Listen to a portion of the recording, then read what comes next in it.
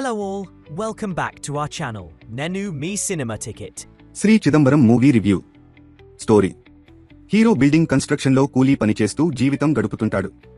అతనికి హీరోయిన్తో ప్రేమ ఎలా మొదలైంది? హీరోకి ఉన్న ఒక పర్సనల్ ప్రాబ్లం వల్ల ఆ లవ్ స్టోరీ చివరికి ఏమైంది అన్నదే ఈ సినిమా మెయిన్ కథ. ఫస్ట్ హాఫ్ ఓవరాల్గా బాగుంది. కొన్ని మంచి సీన్స్ ఉన్నాయి. స్టోరీ చాలా సింపుల్ అయినా క్యారెక్టర్స్ కొత్తగా అనిపించడం వల్ల న్యాచురల్గా సాగిపోతుంది. మలయాళం లవ్ స్టోరీ స్టైల్లో fresh setup, simple and sweet సీన్స్తో ఫస్ట్ హాఫ్ టైం పాస్ అయిపోతుంది. మధ్యలో కొంచెం స్లో అనిపించినా నాకు మాత్రం ఫస్ట్ హాఫ్ సాటిస్ఫై చేసింది. సెకండ్ హాఫ్ వచ్చేసరికి సినిమా ల్యాగ్ ఫీల్ ఇస్తుంది. స్టోరీ చాలా ప్రెడిక్టబుల్ గా మారిపోతుంది. ప్రతి సీన్ స్టార్ట్ అవుతుంటే నెక్స్ట్ ఏం జరుగుతుందో ముందే అర్థం అయిపోతుంది. హీరో ఎమోషన్ మీద ఆధారపడి నడిచే సెకండ్ హాఫ్ మనకు అంతగా కనెక్ట్ అవ్వదు. అందుకే బోర్ ఫీల్ ఎక్కువగా వస్తుంది. పర్ఫార్మెన్సెస్: హీరో మెలకనంతో ఉన్న క్యారెక్టర్ని బాగానే చేశాడు.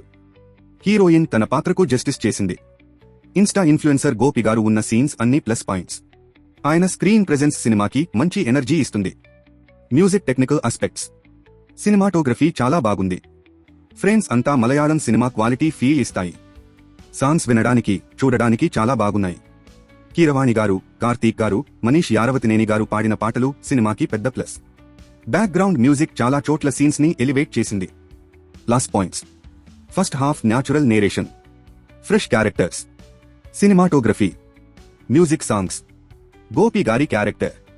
Minus points: second half lag, predictable story, hero emotion సరైన ఇంపాక్ట్ ఇవ్వకపోవడం, ఎమోషనల్ కనెక్ట్ మిస్సింగ్.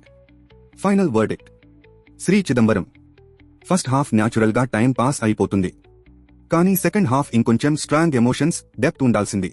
ఇంకా ఇలాంటి ఇంట్రెస్టింగ్ మూవీ రివ్యూల కోసం మా ఛానల్ను సబ్స్క్రైబ్ చేయండి. Until next time, keep watching great movies.